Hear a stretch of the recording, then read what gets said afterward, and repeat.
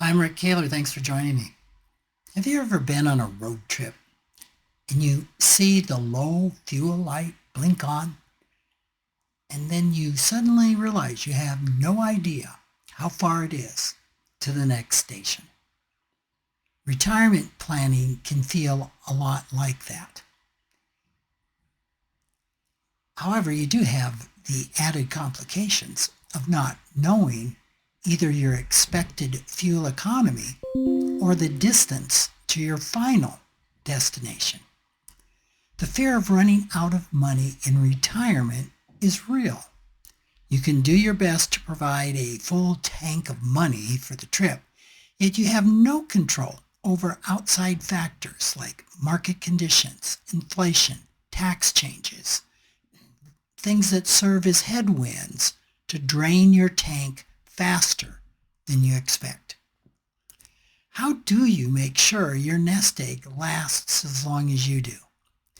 Figuring out a safe withdrawal rate is tricky because life is unpredictable. Markets and inflation rise and fall. Tax law changes and political philosophies come and go. Most important, you don't know if you'll live to 67 or 107. If you spend too much early on and live longer than you anticipate, you risk running out of money entirely. Now, back in 1993, financial planner William Bengen crunched the numbers and came up with a rule of thumb. Retirees could safely withdraw 4% of their portfolio in the first year and then adjust for inflation annually without running out of money over about a 30-year retirement. Now, Bengen based his data on the worst case scenario of retirees in the 1970s who faced high inflation, bad market returns, and economic stagnation. In other periods, many retirees could have taken out 6, 8, even 10% and been just fine. The real enemy of retirement savings is inflation.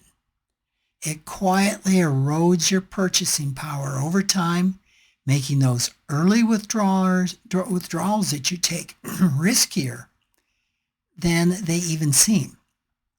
Inflation is actually a worse threat to your retirement income than a bear market.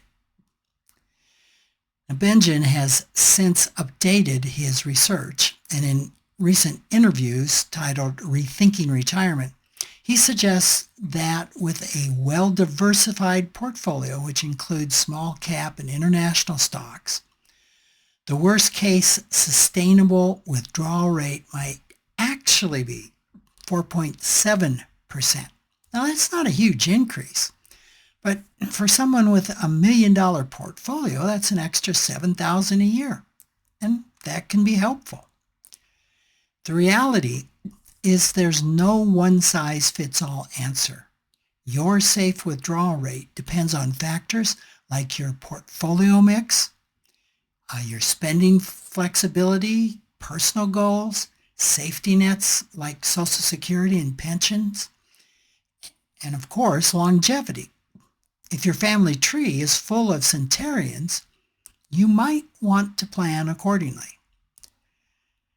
Now, as a planner, I'm even more conservative than Bengen.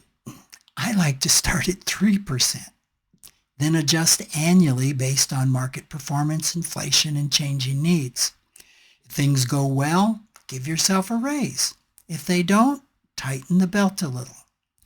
For those of us who hate financial uncertainty, and I suspect I'm not the only one, another option is to fund essential expenses like housing, food, and insurance with guaranteed income sources. If Social Security and pensions don't cover them, keep 2 to 3 years worth of expenses in cash or short-term bonds. And that way, no matter what happens in the markets, you won't have to sell investments at a loss short-term just to buy groceries. Making your savings last is not about finding a magic formula. It's about making smart, adaptable decisions over your lifetime. So you can think of it like a cross-country road trip. You start with a full tank of gas and a map, but along the way you'll hit detours, you'll see gas prices fluctuate, maybe deal with car trouble, a flat tire, make unplanned stops at appealing roadside attractions. The list goes on. The trick is to keep an eye on your financial resources and recalibrate so you can enjoy the ride while you maintain enough fuel to reach your destination. Thanks for listening.